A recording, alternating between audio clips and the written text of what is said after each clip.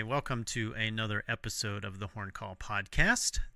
My name is James Bolden. I'm the publications editor for the IHS and your host. I'm trying to make good on my commitment last time to getting more episodes of the podcast out. I'm sitting on quite a few episodes that have been kind of in the hopper or in the queue, and I'm going to try to get them edited and uploaded and queued up to go out, hopefully twice a month now instead of every month. We'll see how long I can keep that up. Maybe until I run out of episodes in the queue. But at any rate, I think you're going to love our guest today, Professor Lisa Bontrager, who for many years was the Professor of Horn at Penn State University in the United States. Very highly regarded and really well-known performer and horn pedagogue. She's performed with such groups as the Brass Band of Battle Creek, the Millenium Brass, and with the MirrorImage Duo with Michelle Steepleton. She's also serving another term on the IHS Advisory Council. This is not her first go-round, and we talk about the importance of the IHS to the worldwide horn community and how she's spending her time in retirement. I think she's, from what she told me, it sounds like she's staying just as busy as ever, and I really think you're going to enjoy our conversation. So here's our chat with Lisa Bontrager.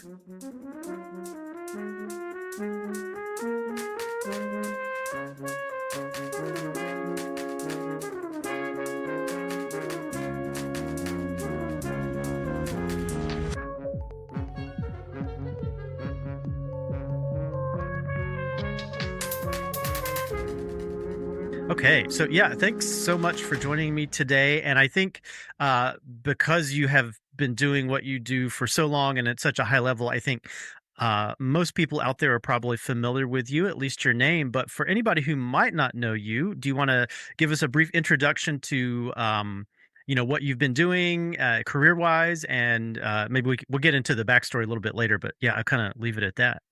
Sure. Well, I did retire recently from a 38 and then plus another semester year career of teaching and playing at Penn State University School of Music.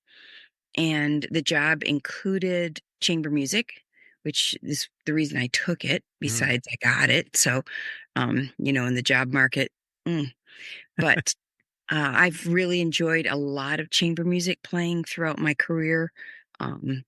And I play in the Brass Band of Battle Creek, so I play the British tenor horn. And I've gotten to travel a lot, like a lot of us musicians enjoy. So I feel like that's a highlight of my career for sure. And now that I have retired, I'm enjoying doing some replacement teaching for people's maternity leaves and other reasons. I've had several jobs, and that's really been fun for me. But what's exciting at home is I have two grown married daughters who they're in the middle of having families. Oh my goodness! Congratulations. That's Thank excellent. you. So they're keeping me in State College because they wandered around and came back. Okay. And they both live 2 miles from me, and I have a fourth grandchild that's due in 6 weeks that will be also within 2 miles from me. So I feel very thankful That's and fantastic. happy. So I retired a little on the early side, some people might say, but I had reason to. I wanted to. I want to spend more time and be a little less busy. Sure. Well, and it sounds like you're staying plenty busy anyway. Yeah, I am. So I'm looking at your bio here. It says you went to University of Michigan. Are you from Michigan or the I am. Midwest? Yeah. Okay. I grew up on a dairy farm in the central part of Michigan. And my mom and dad both had musical families, although like church music, church organist, but piano lessons were just a part of our life growing up. Okay. Excellent. And so did you come up through, was it like a big high school band program or a small one? I mean, not that necessarily correlates to success as a professional musician, but it is interesting to hear, what people's backgrounds were growing up. Yeah, well, it was a really good music program in, Midwestern. Um, what did we do all the time? Solo and ensemble. And I had really good teachers, and we had a full period for orchestra. So in high school, I pretty much had lunch, band, and then orchestra. It was perfect. That sounds like it. Yeah. All my best friends. So I liked it. I liked marching band. It was just I just thought it was super fun. And I love being with people, and I think that's kind of um fed my career with just the enthusiasm I feel with chamber music, Mm, and even going to a rehearsal, just seeing people that have become my friends. I right. love that part of it. Yeah. Well, and going through those few years of isolation during the COVID pandemic, I think, that kind of really hit home for people what it is about music and the arts that they love so much is just camaraderie and being with other people doing something that they share a love for. Yeah. And So, the teamwork is yes. fun. Yes, absolutely. Yeah. So yeah, that's excellent. And so did you know from an early age that music was going to be just kind of your thing, or did you have other interests and potentially other paths that you might have gone down? Well, I studied piano and I didn't love it. I mean, it was good for me. But actually, here's the funny thing, and it's helped me be a little bit wiser teacher. I have a sister one sister, she's 17 months older than I am.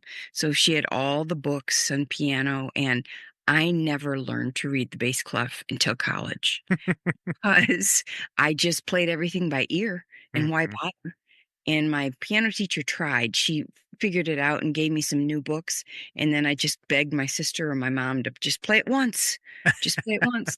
So now I watch for that with students because it's nice to have a good ear, but not if you don't read too. Right, right. Well, and then there are students who say, "Well, I just need to hear it first before I play." Yeah. Exactly. And I get it. I totally get it.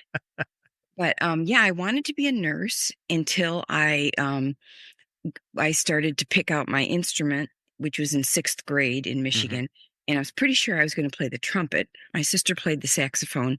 My dad had a cornet in the closet, and I loved it. Mm. I just I'm weird, but I like the smell of valve oil and brass cases, and it's just all exciting, and I was sure actually, he showed me how to blow into it when I was probably in 4th grade when my sister started, and my first note was a high C on the trumpet, and I saw Oh my stars. goodness.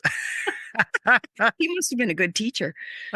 But, then it came time for me to pick, and the band director or the salesman really wanted me to try out the horn, Okay.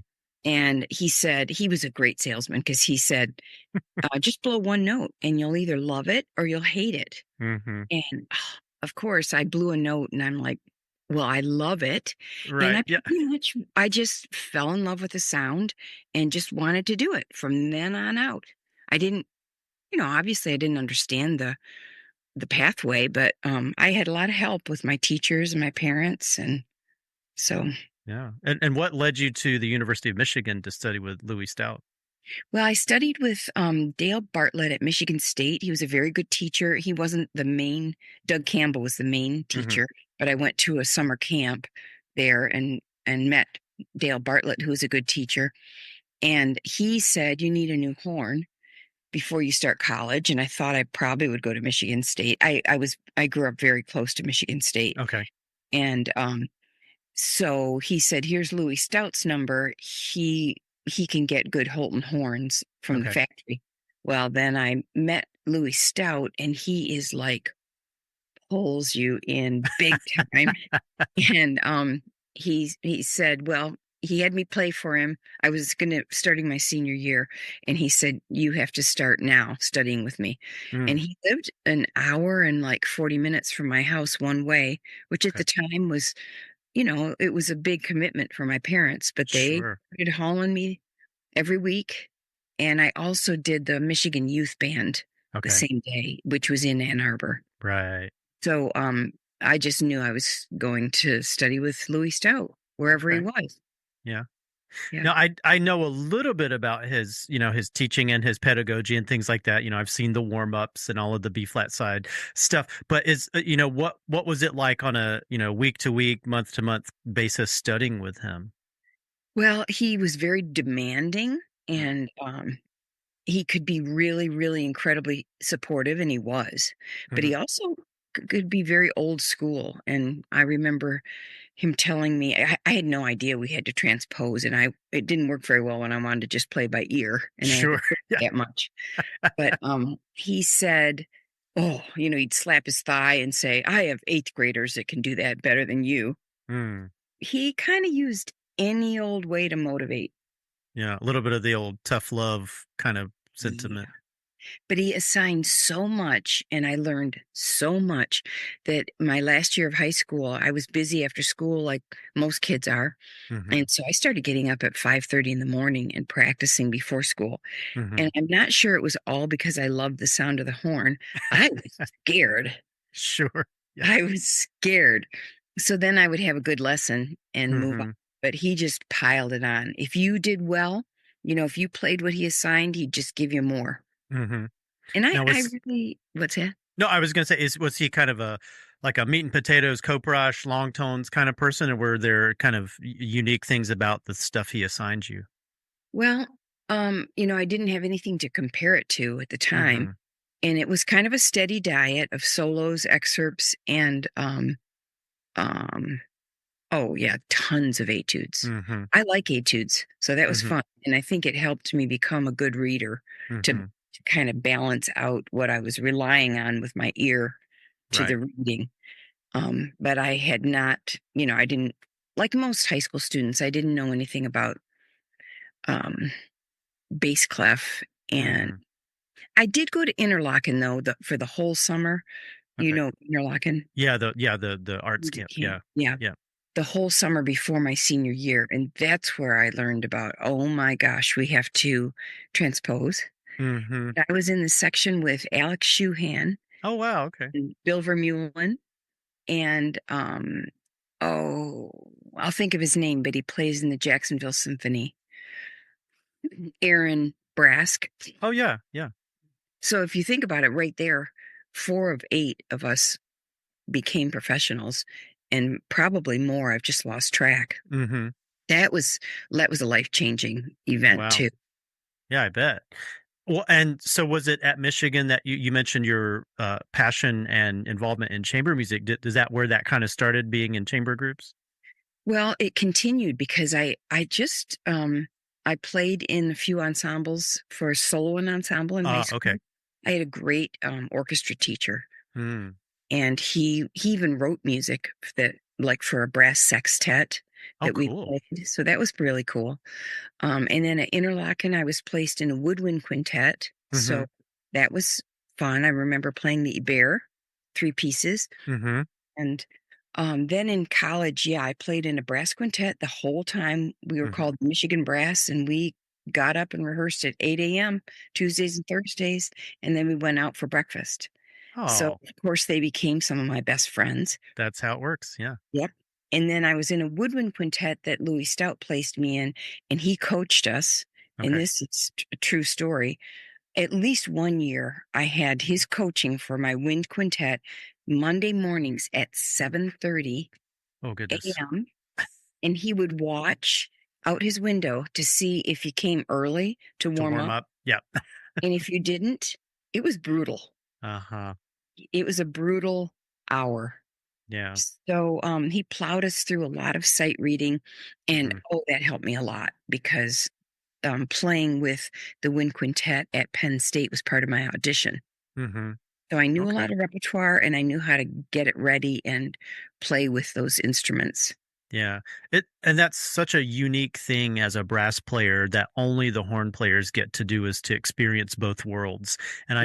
I try to tell my students, a lot of them have experience with brass quintet, but I tell them you got to do a woodwind quintet sometime, because it is such a different world to live in. Just the energy even amongst wind players is different than brass players, and I think it's amazing to get to, as I said, to kind of live in both worlds. Yeah. One of my biggest disappointments with Wind Quintet is I didn't play a movement that they were rehearsing, and I raced over and bought a bunch of donuts and coffee, like brass players do. Uh-huh. I brought it back and we're all like, "Oh, thanks. Rehearsal B." I they mean, they they didn't want to wanted mess no with part the of it, huh? reeds. Yeah, they didn't want no thank you. So it was a more serious, the personalities are different, It is, yeah.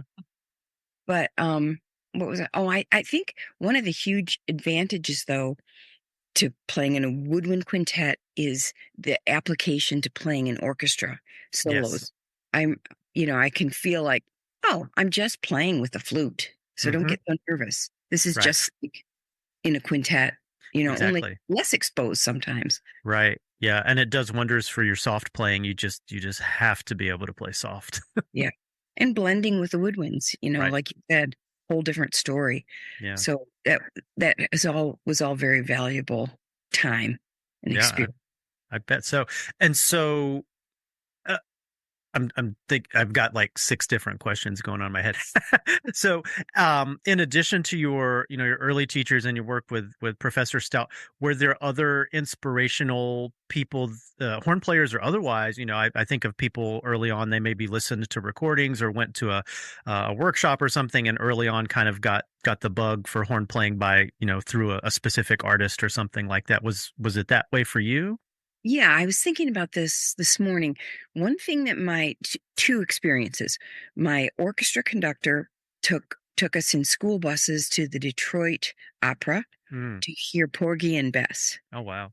And I was not exposed to classical music. I was exposed to a lot of music, but not really classical before that. Hmm. And we had really good seats, and I just remember like my mouth hanging open for most of it. I couldn't Hmm. believe how gorgeous the music was. Hmm.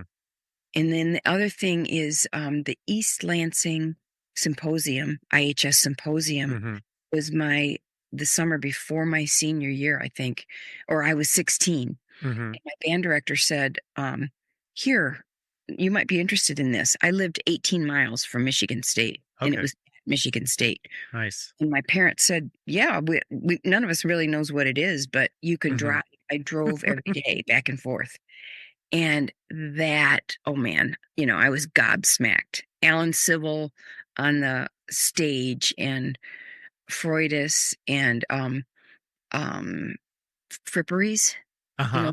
Lowell Shaw. Shaw, yeah. Yeah. And I made friends with a young woman that was there that was just also hanging out. And her name was Gail Shaw, and she was his daughter. And Okay. she's like, hey, do you want to go meet my dad? And, I'm like, sure. I'm going to play this cool because I'm not sure who he is. Right. He took me to his table and he autographed some music, a score, and gave it to me. And Oh, I that's nice. valued that. He's become a really nice friend, he and his wife. And so that was like, I had no idea the meaning at the time. Yeah. I got a glimpse of the depth of the horn world and the playing. I Hmm. watched Dale Clevenger give a master class to a student, and I remember him saying, well, you need to practice in the low register for an hour a day. Mm. I remember thinking, I practice maybe 45 minutes a day, period, Sure. period. So that was pretty awesome. Yeah, I bet so. Well, and then so, looking back on we were talking about what lessons were like with Professor Stout. What elements, if you can kind of put a finer point on it, are there elements of that teaching style that you maybe still used in your teaching career, and then are there elements that you kind of moved on from and were like, well, that maybe that was the way it was done then, but I recognize that maybe things could be done differently for your situation. Well, I do model a lot of my teaching after him, and I just felt that he prepared us so well. We could Mm-hmm. really, because he covered so much repertoire that you Right. had a idea of. And then we had recitals. I don't think they were every Sunday night, but they were every other Sunday night. And Mm. if you played something fairly well in your lesson, no piano, he'd say, "Okay, Hmm. you're on the recital," and he'd write your name up there. So you Okay. had to get your pianist and get it going. So there was so much performing Right. that you just plowed through the literature. But I do teach. Like he used this easy book, Getchell Studies. Hmm. It's kind of very simple melodies in easy range. Hmm. I, I definitely use that all the time for my students, and I make them play it kind of like he did. Hmm. Stopped horn, B flat side, down an octave, and horn in E flat. Okay. And then I would add, as they'd get those skills, then I'd add horn in A, horn in G. And Hmm. then moved coprash because a lot of my students, had the same background I did, which was, I don't know, Mhm. transpose. Right. Yeah. Well, and Coprush, I mean, even number one, it's got a pretty wide range. I mean, it's almost 3 octaves. It's like from low Right. C to the A, and so like just starting out, that can be kind of a stretch. Yeah, and if somebody's also doing an embouchure change, I Hmm. felt like this is a book they could actually still do some of those things, Right. Yeah. a lot of those things, and just put some other books away for a while. Hmm. Yeah. Well, and since we're kind of on teaching and pedagogy stuff, are there favorite books and things that you still like to use in your teaching? Well, like I said, I'm geeky in that I really like etude books. Hmm. Um, and I like plowing through them so people learn to sight read. Right. Yeah. Because I tell them, you don't have to practice this particular etude 40 times. You Hmm. just have to play it well. Right. So you figure out what skills you need to play it well, and then you have to repeat it as many times as you have to. And that Hmm. seems kind of freeing to students Hmm. that are going by the clock. Right. Yeah. Rather than just trying to meet X number of minutes, there's a goal in mind, and it's the playing of it rather than filling Mm, out the time card, so to speak. right. Yeah. Um, I can't remember your question. Oh, I was just talking about, favorite materials that you've used over the years for your own teaching. Yeah. Well, I do use all the basics Hmm. because I want my students. I taught the bulk were undergrad Hmm. students, half of them were music ed, but Hmm. I always wanted them to be, they all had hour lessons. Hmm. I wanted them to be able to be competitive in any program that they wanted to go to for a master's in horn. Hmm. I made sure they did Maxime Alphonse and, this Hackelman or Neuling bass Hmm. clef and Rochu bass clef so they could play new style and Right. Yeah. singing. And then of course, it's a balance between everybody hearing the standard rep and then introducing the new pieces that James Snagus and Paul Basler and Right. Yeah. great composers are writing.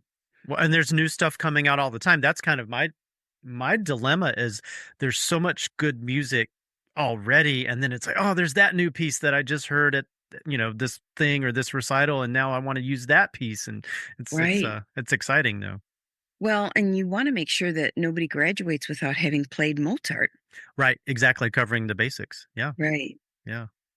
One of the things, thinking back with Louis Stout, that he did for us, he made everybody learn the B flat side right off the bat Mm-hmm. and his fingering patterns, which he kind of has a reputation for, but it's the application of them that's so Sure. successful.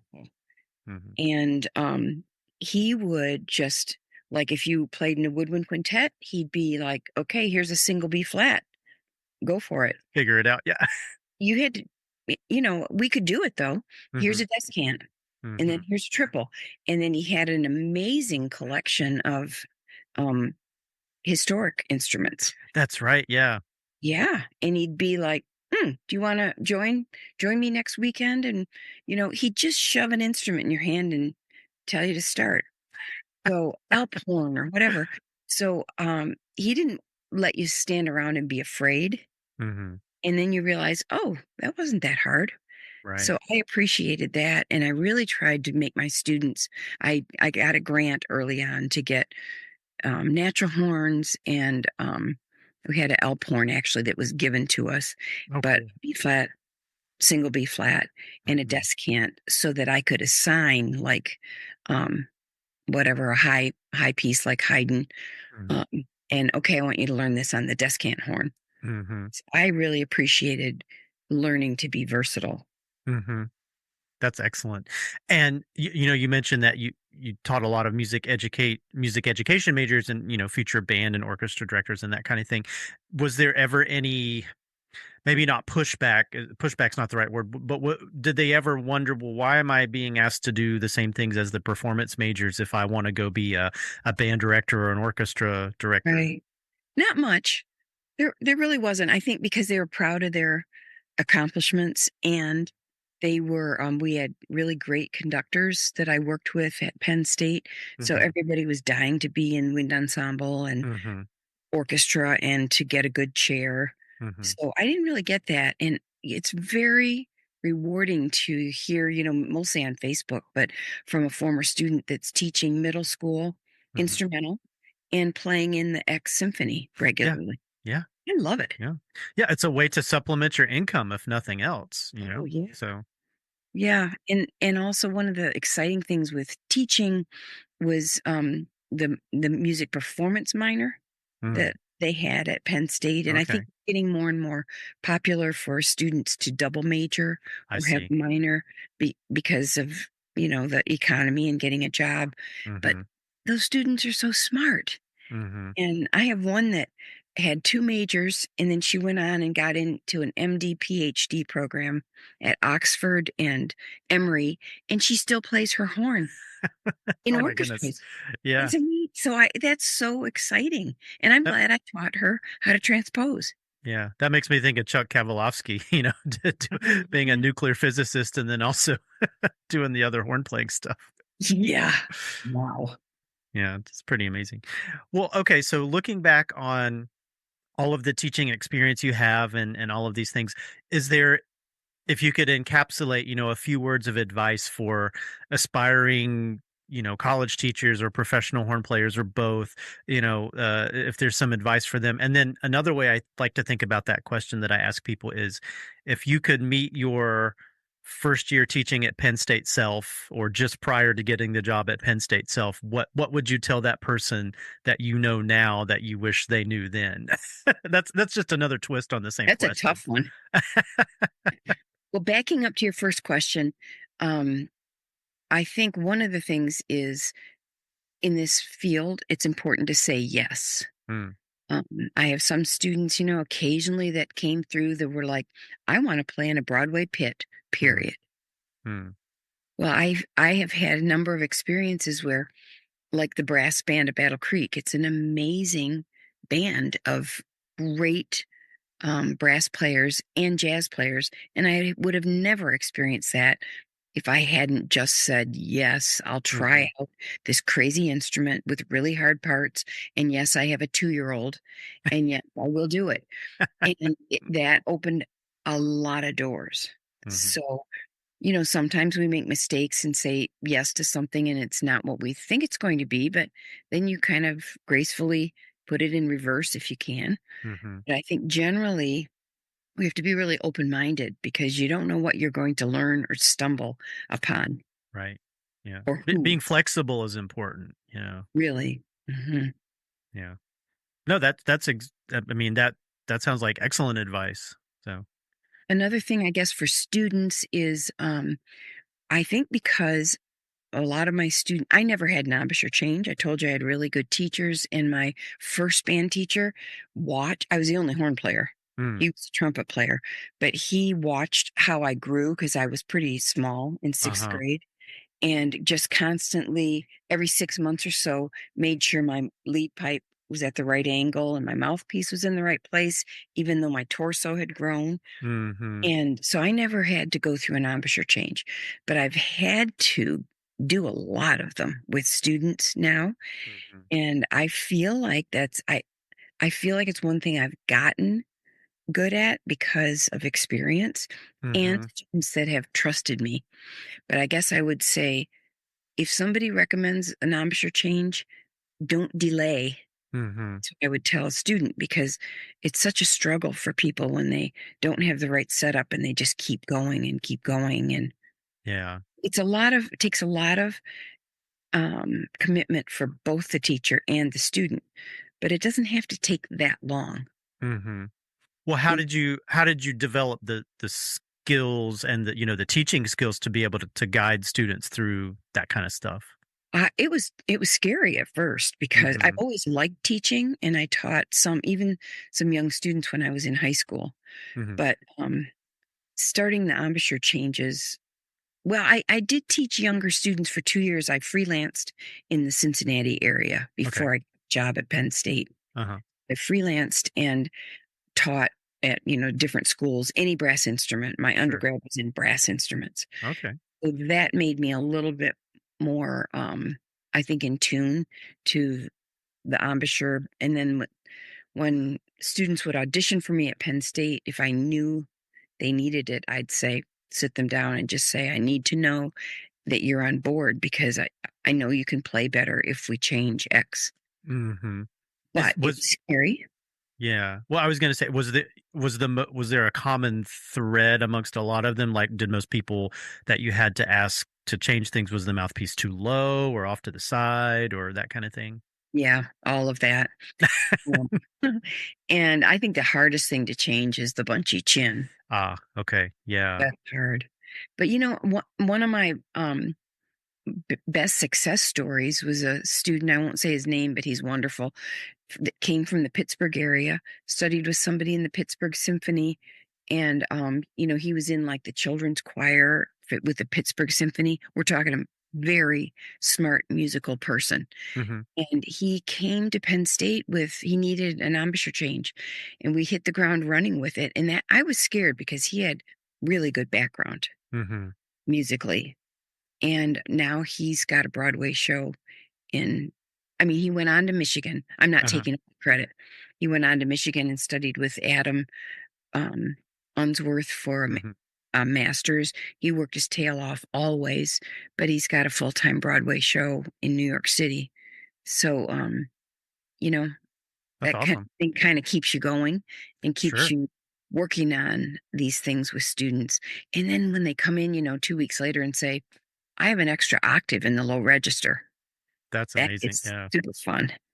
That's great. Usually they're struggling for sure, 2 steps Right. forward and one back. Right. But There are those light bulb moments where they kind of take off, and that's exciting. Yeah. yeah, for them too, keeps them going. Yes. Yeah. Well, that's the thing. Practicing kind of becomes, you get addicted to it. You practice, and so you sound better, and so you want to sound even better, so you keep practicing, and you know. Yeah, Or I tell my students now, I practice so I don't sound worse, not so that I I know. want to Well, maintain what I have. you hit that point, Yeah. definitely. We all do. Yeah. Well, you mentioned the brass band of Battle Creek. Do you want to share a little bit about that? Because me included, that's not something a lot of horn players always have experience with. But I was just talking to somebody at our last symphony performance. They said that they had played tenor horn for the first time in a brass band, and were just like, mind blowing, the stuff the tenor horns have to play in a brass Oh, band. yes. So I was invited by the former horn professor at Michigan State because this band is in Battle Creek, Michigan. Uh huh. It's funded in part by Kellogg Foundation. Oh, okay. Yeah, and since I'm from Michigan, I think is why she called me and said, "Hey, do you want to play this crazy rotten horn, really hard parts in a really great band?" And I thought, "Yes, it's in Michigan." I went, and yeah, they sent me the horn. Okay. Now, thankfully, I had played, I was a brass major and had played most of us have in marching, Mm-hmm. band, whatever, a right-handed instrument. Sure. But this is an E flat. Mm-hmm. Just means that the high notes don't feel very high, Mm-hmm. as high. And, the overtones are just like the mellophone or the Right. trumpet. They're, easier in that way. But I don't want to diminish the instrument because I play in the section. There are three parts: solo, tenor horn, first and second. I'm the low part. But the other two have always been from Great Britain. Mm, And those guys play the tenor horn. mm. And it's actually the alto horn is what Americans call it. But Right, like what Hindemith wrote the sonata for. Yeah. Mhm, Yeah. right. But the brass band of Battle Creek is modeled after a British brass band, and we always have 5 to 7 Brits in it. Mm-hmm. So it's the tenor horn for us. Okay. And there are some amazing players that's all they play. And Mm-hmm. yeah, but the parts are often maybe string reductions. Mm-hmm. A lot of Terribly notes. hard. Yeah, terribly hard. And then the low part, I'm going to just gripe a little bit more. The low part, is the long fingerings. Right. I Yeah, the practice compromise is that we don't have to make on the horn because we have an alternate fingering. Yeah. exactly. Yeah. When you And can't even use your right hand to to help with the intonation. Yeah, right. Or your left hand. It would be your left hand in this case. Yeah.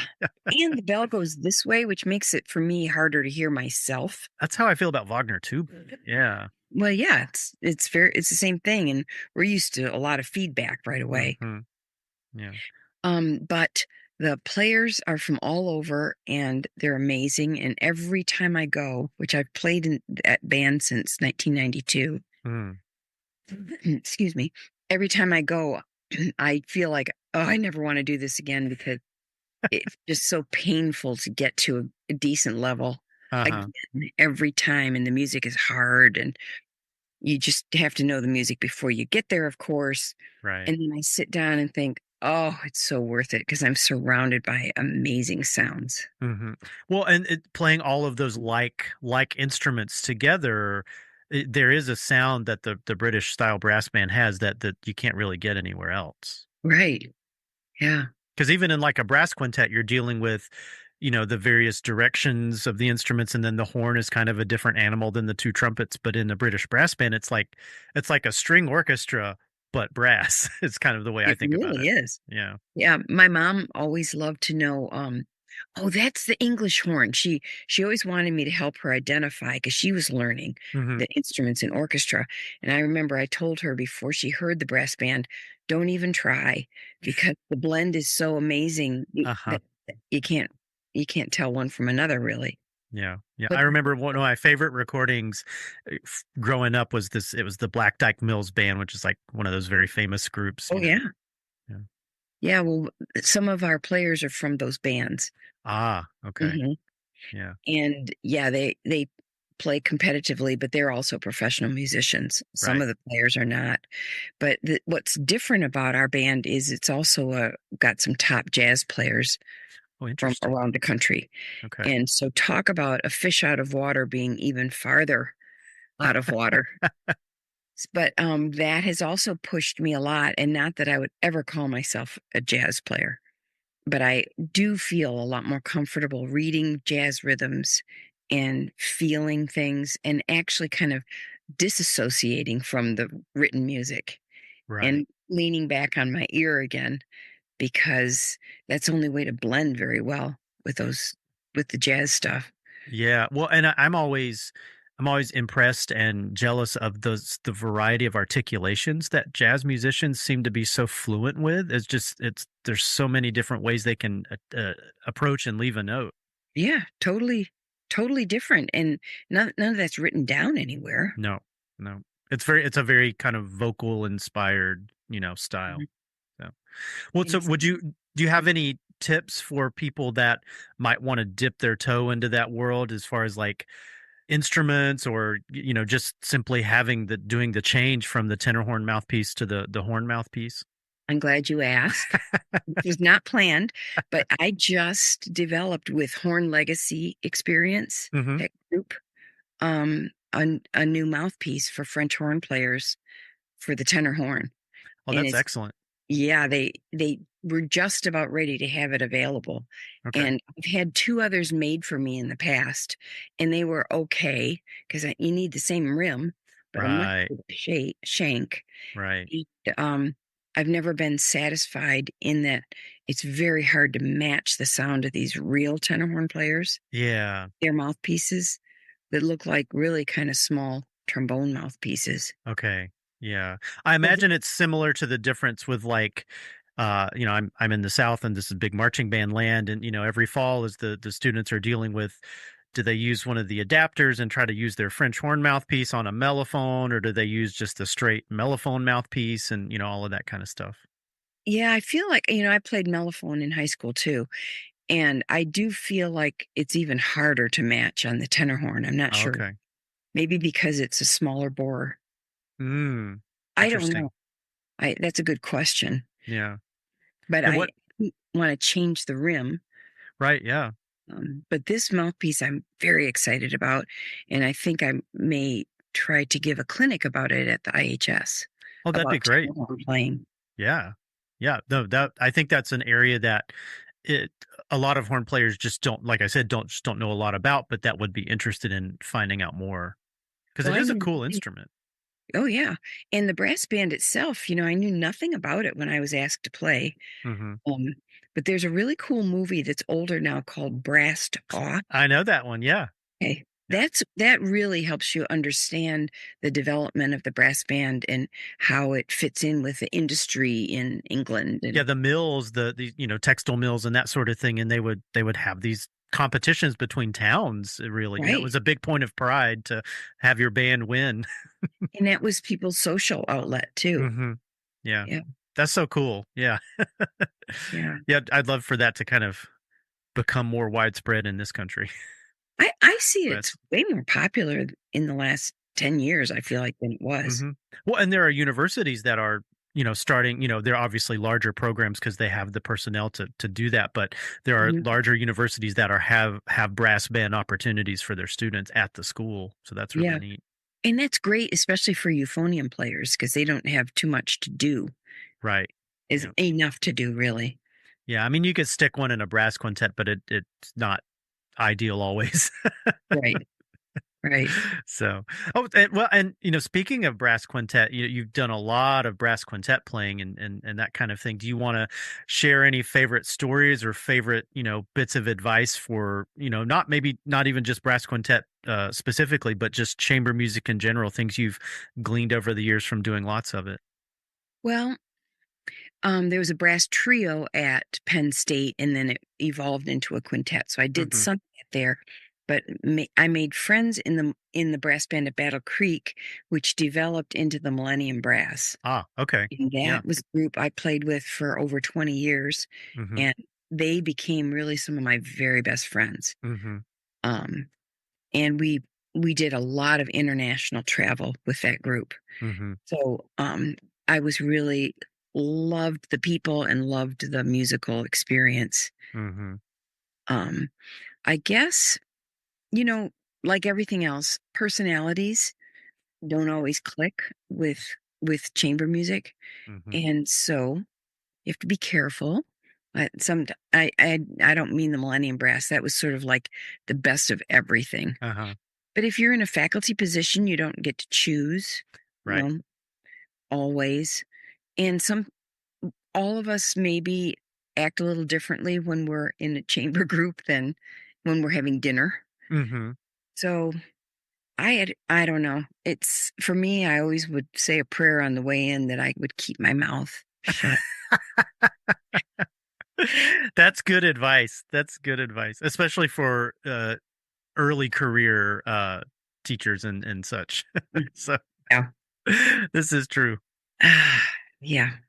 Yeah. Well, no, it is. But I mean, I tell anybody that wants to listen. I mean, part of a lot of the things we learn while studying music are kind of intangible things, right? It's how to be organized, how to get along in a often diverse group of people who may not necessarily all be there for the same reasons, yet you still have to work together to produce a product, i.e. a performance or a recital or something. So I think, Yeah. those are the kind of skills that are beneficial no matter what career you end up pursuing. Yeah, absolutely. And it's not it they're beneficial and you cannot avoid it either Right. in Yeah. any almost any career. So you Yeah. have to kind of get it together, give yourself a pep talk, and then try to figure out, like for me, since I was younger when I got the job, I had to kind of figure out how to voice my opinion Right. because for the first 5 years, I I just didn't think that my opinion was very valuable because everybody else had more experience. So I think it's important to figure out that balance. And when somebody's getting really frustrated, maybe just lay off, Hmm. you know? Yeah. Yeah. That's good rules for life, period. Yeah. Yeah. Yeah. Another really fun thing I did that's chamber music was had a sabbatical coming up, and this was quite a while ago. I can't remember the year. And I decided what I didn't have at Penn State were other really great horn players to play with on a regular basis. I Mm, had my colleagues. We had chamber orchestra in town, still do. So a lot of chamber orchestra, a lot of chamber music. Now not many horn players, Mm-hmm. my students. So I asked Michelle Steepleton if Mm-hmm. she would like to have a duo with me because she had similar background as I did. We never overlapped in school. I'm older than she is, but I knew of her and knew her. Mm-hmm. We went together to the Holton factory with Louis Stout one year. Um, Okay. so we got, he made sure we met each other, and I always admired her playing, and I wanted to pick somebody that would really push me. Mm-hmm. So I asked her if she wanted to do a duo, and she said, sure. And we never dreamed that we would stick it out this long, and we've commissioned a lot of pieces. And sure enough, she's pushed me musically, and I hope I've helped her too. But it's been a really great partnership. And when one of us with two academic jobs, one of us could usually had a little energy and maybe a little opportunity for grants, Mm-hmm. while the other one was plowed under. Right. And Yeah. Well, and of course, you're talking about MirrorImage Duo. Yes. yeah, I am. Yeah, Yeah. And if you don't know their recordings, you got to check them out. There's lots of really great ones out there. Yeah. thank you. And a Yeah. lot of new music that's available to buy. Yes. Yeah. A lot of it is through Wavefront. That seems to be where there's a lot of your publications through that. Hmm. Yeah. That's awesome. Yeah, I love the opera one.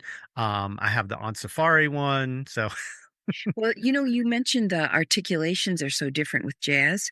Well, that's what we found with the opera one, because mm, trying to sound just like the voices. We exactly. Yeah. we didn't want singers to throw the disc away if they heard it. We wanted to try to capture, not sound like horn players playing it, but and wow, there are not ways to write down those articulations. No. No. Well, so much of it is diction driven by the syllables they're singing. Yeah. Right. Yeah. Yeah. And that's kind of what I found with like I've tried to play transcriptions of like Nessun Dorma and that sort of thing. It's like, this is just not working. There's a bunch of repeated notes, and in the voice they're singing different words, but on the horn it just sounds like nah nah nah nah nah. Exactly. Yeah. It's really quite interesting. Lisa, I don't want to take up too much of your time. This time has really flown by, but I kind of want to wrap up our discussion and just talk a little bit about the IHS and the importance of it. And of course, if it weren't important to you, you wouldn't be serving on the advisory council at the moment. But if there was anything personal you'd like to share about the IHS, and maybe by way of an encouragement for those who might be listening to this who are not IHS members to take that plunge and Yeah. join the IHS. Absolutely. Um, I think when you're young, it's sort of overwhelming, but in a great way. Hmm. And then when I first got on the advisory council, it's an important thing to do if you have an academic job, to Hmm. be in the Horn Society. And that's maybe why that drove me at first. Hmm. But then when I first got on the advisory council, I think it was in the early 90s. Hmm. And I sat down for the first meeting, and there was Barry Tuckwell. Yeah, And so to that's amazing. learn that these people are real people, Yes. that was just a thrill beyond thrill. And way back then, I did a lot of work. Like I was in charge of all of the scholarship Hmm. program and competitions, and then it's interesting to me that all those people that work so hard have come and gone in Hmm. some way or another, not serving, Right. uh, because that makes sense. It keeps the group healthy, the IHS healthy. Right. And it avoids burnout because in any kind of largely volunteer organization like the IHS is, there are people that work intensely hard for a certain amount of time and then they need a break. They just do, Oh yeah. That's really true. I was going to say that there are a lot of unsung heroes, like Hmm. probably you, that Oh, put well. in tons of time, and then maybe people don't realize how much time and energy. But Well, I I wouldn't be doing it if I didn't like it. So, yeah, yeah. Well, now I'm back on the advisory council. This is sort of the third stint, and mm, it's very interesting that a lot of the same topics actually, frankly, come up. And it's like faculty meetings. yes, exactly. And people Yeah. don't really remember anything from way back when, Right. Yeah. but there are a lot of positive changes and development too. Hmm. And I guess another thing, the biggest thing that I enjoy now are the friendships. Just Yes. it's amazing to see old friends, and I love that part of it. And I was going to say, selfishly too. I remember I got to know Joe Levinsky. I don't know if you know him, in the Mm-hmm. U.S. Army Band, Mm-hmm. way back when at an IHS event. And now I'm playing with him in Florida in an orchestra. Oh, I, cool. now that I've retired, I'm playing quite a bit in Florida. Excellent. And you just never know these friendships that you make and these contacts. That's what I do tell my students is it's just another reason to behave yourself, because Yes. these these relationships matter, Right. and they can continue to either build your career and yourself personally or Hmm. not. Well, and your reputation is something that no amount of money can buy, you know? Yeah, So sure. it's really important. Yeah, So, yeah. well, thank you so much. This has been an amazing conversation. Thank you. I appreciate you, James.